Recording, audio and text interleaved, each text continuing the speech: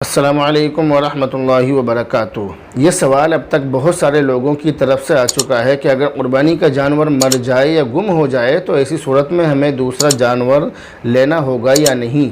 تو اس کا جواب یہ ہے کہ جس کا جانور گم ہوا ہے یا مرا ہے، ہمیں یہ دیکھنا ہے کہ وہ شخص غریب ہے یا مالدار ہے۔ غریب کا مطلب یعنی اس پر قربانی واجب ہے یا نہیں۔ تو اگر وہ غریب ہے، اس پر قربانی واجب نہیں ہے، تو اس کے لیے دوسرا جانور خریدنا لازم اور ضروری نہیں ہے۔ اور اگر وہ شخص مالدار ہے تو اس کو دوسرا جانور خریدنا لازم اور ضروری ہوگا۔ اس کے ساتھ دوسرا مسئلہ یہ یاد رکھیے کہ اگر جانور گم ہو جانے کے بعد دوسرا جانور خرید لیا تو اس سلسلے میں دیکھنا یہ ہے کہ وہ مالدار ہے یا غریب جس نے دوسرا جانور خریدا ہے۔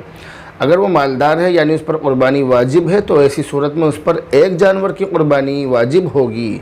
جو دو جانور، پہلا مل گیا اور دوسرا اس نے خرید لیا تو دونوں میں سے کسی ایک کی قربانی واجب ہوگی۔ اور اگر وہ غریب ہے تو اس پر دونوں جانوروں کی قربانی لازم ہوگی، جو اس نے خریدا ہے اس کی بھی اور جو اس کا گم ہونے والا، جو اس کا کھو گیا تھا، جو وہ مل گیا ہے، اس کی بھی قربانی واجب ہوگی۔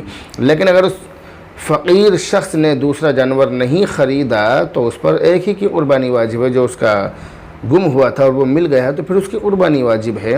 تو خلاصہ یہ ہے کہ اگر مالدار نے جانور خریدا ہے، گم ہو جانے کے بعد دوسرا جانور خریدا ہے تو اس پر صرف ایک ہی قربانی لازم ہے۔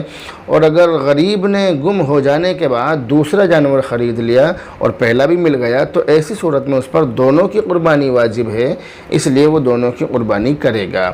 بہرحال مجھے امید ہے کہ یہ مسئلہ آپ کی سمجھ میں آ گیا ہوگا۔ دعاؤں میں یاد رکھیں۔ السلام علیکم ورحمۃ اللہ وبرکاتہ۔